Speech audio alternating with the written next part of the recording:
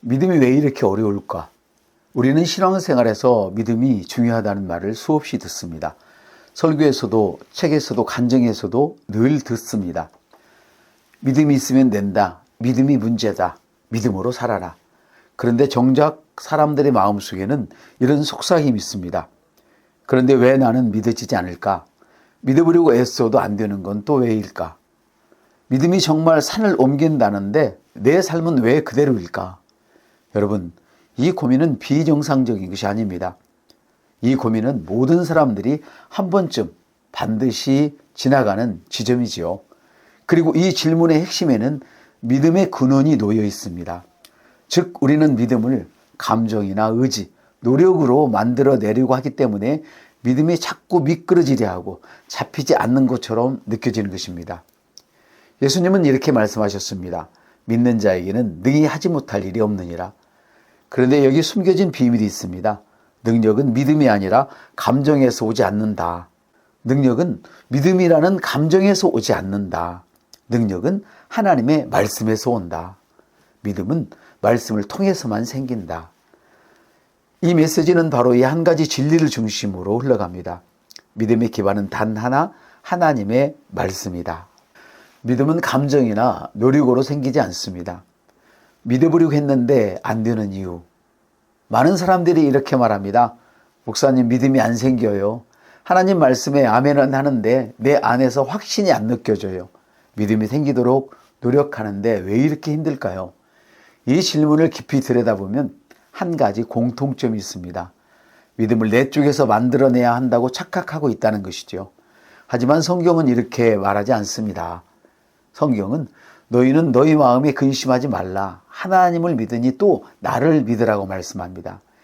예수님이 말씀하신 믿음은 마음을 억지로 조절해서 끌어올리는 감정이 아닙니다.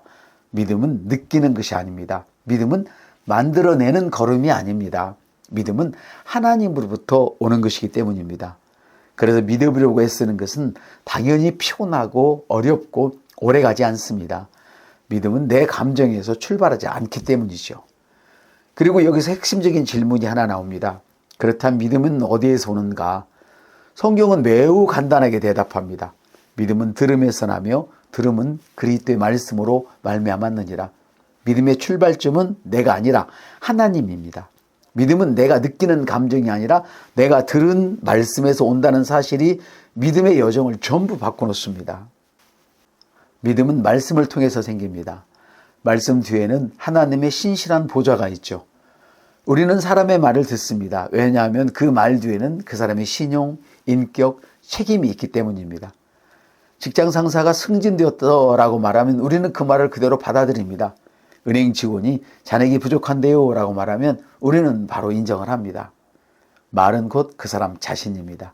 이 원리는 하나님께도 동일하게 적용됩니다. 하나님과 그분의 말씀은 분리되지 않습니다. 하나님은 사람이 아니시니 거짓말을 하지 않으시고 인생이 아니시니 후회가 없으시다라고 민수기 23장 19절에서 말씀하시죠. 또 하나님은 에레미야서 1장 12절에서 내가 나의 말을 지켜 그대로 이루려 함이라고 말씀합니다. 말씀은 종이 조각이 아니라 하늘 보좌와 연결된 약속입니다. 말씀을 듣는 순간 우리는 단순한 문장이 아니라 보좌에서 흘러나오는, 하늘 보좌에서 흘러나오는 진리를 접하게 되는 것입니다.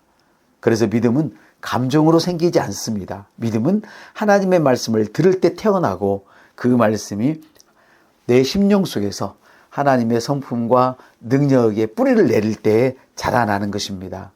왜 사람들은 약속을 못 믿는가? 세상은 왜 이렇게 거짓과 속임수로 가득할까요? 왜 약속은 지켜지지 않고 말들은 신뢰받지 못할까요? 왜 정직한 사람이 오히려 손해보는 것처럼 보일까요? 성경은 그 이유를 정확히 말씀합니다. 이 세상의 신, 즉 사탄은 거짓말쟁이요 거짓의 아버지라고. 즉 이 세상 문화는 거짓을 기본값으로 운영됩니다. 그래서 우리는 누가 말한다고 해도 곧바로 믿기 힘든 구조 속에서 살아가고 있죠. 사람들의 말은 상황에 따라 바뀌고 정치적 이익 때문에 숨기고 경제적 이득 때문에 왜곡하고 두려움 때문에 사실을 감추지요. 역사 속에서는 정직을 말한 사람조차 마녀 사냥이나 억울한 고발로 죽임을 당하기도 했습니다.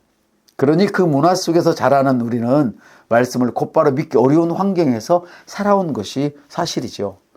그런데 바로 이곳에 예수님이 오셨습니다. 예수님은 거짓을 깨뜨리시고 진리를 드러내셨습니다. 예수님은 사람을 정직하게 하시는 분입니다.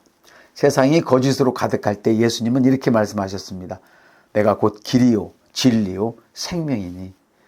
예수님은 진리의 사람일 뿐 아니라 진리 그 자체이셨습니다. 그래서 예수님을 만난 사람들은 변화됩니다. 거짓에서 돌이키고 정직하게 말하기 시작하고 정의를 사랑하고 빛 가운데 걷기 시작합니다. 예수님은 거짓의 문화를 뿌리채 흔들고 사람을 진리로 회복시키시는 분입니다. 그래서 믿음의 기반이 말씀이라는 사실은 그냥 교리적인 선언이 아니라 삶을 정직하게 세우는 강력한 실체인 것입니다. 믿음은 말씀을 따라 행동할 때 실제가 됩니다.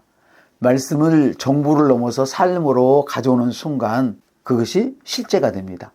우리가 직장 상사의 말을 믿으면 어떻게 합니까? 그 말대로 행동합니다. 출근하는 태도가 달라지고 준비가 달라지고 마음이 달라집니다.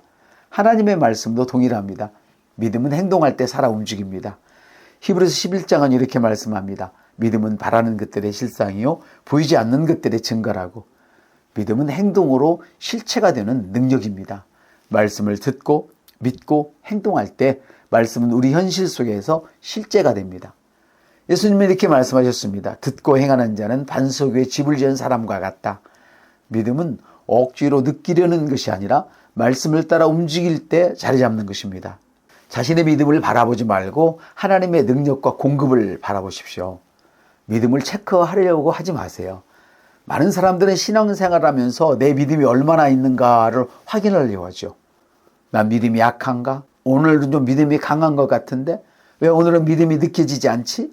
그러나 성경은 너희 믿음이 얼마나 느껴지는지를 말하지 않습니다. 성경이 강조하는 것은 단 하나, 하나님의 능력입니다. 하나님으로서는 모든 것이 가능하니라. 마태복음 19장 26절에 하나님은 너희 쓸 것을 채우신다. 빌립보서 4장 19절. 믿음은 느끼는 감정이 아닙니다. 믿음은 하나님께 시선을 고정하는 것입니다. 내 믿음은 작고 흔들리지만 하나님의 능력은 변함이 없습니다. 믿음이란 시선을 옮기는 것입니다. 내 마음에서 하나님께, 내 능력에서 하나님의 능력으로, 내 부족함에서 하나님의 풍성함으로 우리는 우리의 믿음을 바라볼 필요가 없습니다. 우리는 하나님의 약속을 바라보면 됩니다. 말씀 안에서 자기 자신의 정체성을 발견해야 합니다. 말씀은 나의 정체성을 비춰주는 거울이지요. 믿음에서 가장 중요한 축 중 하나는 말씀 안에서 내가 누구인지를 아는 것입니다. 사람은 자신을 보는 대로 행동하죠. 자신을 죄인으로 보면 죄인처럼 살고 무가치하다고 생각하면 움츠러들고 하나님께 사랑받지 못한다고 느끼면 도망가게 됩니다. 그러나 말씀은 이렇게 말합니다. 그런즉 누구든지 그리스도 안에 있으면 새로운 피조물이라. 하나님은 우리를 자녀라고 부르시고 왕 같은 제사장이라고 선포하셨습니다. 또 이렇게 말씀합니다. 그리스도 안에서 하늘에 속한 신령한 복을 너에게 주었다. 말씀 안에서 우리는 다음을 발견하게 되죠. 내가 누구인지, 어떤 권리와 권세가 있는지, 하나님이 나를 어떻게 바라보시는지, 내가 어떤 존재로 살아가는지. 말씀은 나의 과거가 아니라 하나님이 보시는 나의 현재와 미래를 보여줍니다. 믿음이 자라는 가장 강력한 지점은 말씀 속에서 나의 정체성을 발견하는 순간입니다. 믿음은 말씀을 듣고 묵상하고 그 말씀에 따라 행동할 때 자연스럽게 생명력 있게 작동합니다. 믿음은 힘쓰는 것이 아닙니다. 믿음은 말씀과 함께 오는 하나님의 생명입니다. 그래서 믿음의 핵심은 애쓰는 것이 아니라 말씀에 잠기는 것입니다. 오늘부터 이렇게 하시면 참 좋습니다. 말씀에 젖고 믿음을 느끼려 하지 말고 말씀과 삶이 일치도록 하십시오. 말씀에 젖기 위해서는 읽고 듣고 묵상하고 고백하고 행동하는 겁니다. 이 5가지는 믿음을 자라게 하는 가장 현실적이고 실제적인 길입니다. 그리고 믿음을 느끼려고 하지 마세요. 믿음은 감정이 아닙니다. 말씀에서 시선을 돌이킬 때 믿음은 흐려지고 하나님께 시선을 둘 때 내 믿음은 강해지는 겁니다. 말씀과 삶이 일치될 때 믿음은 힘쓰지 않아도 자연스럽게 작동합니다. 말씀과 삶이 일치되면 영적 흐름이 자동적으로 흐르게 되죠.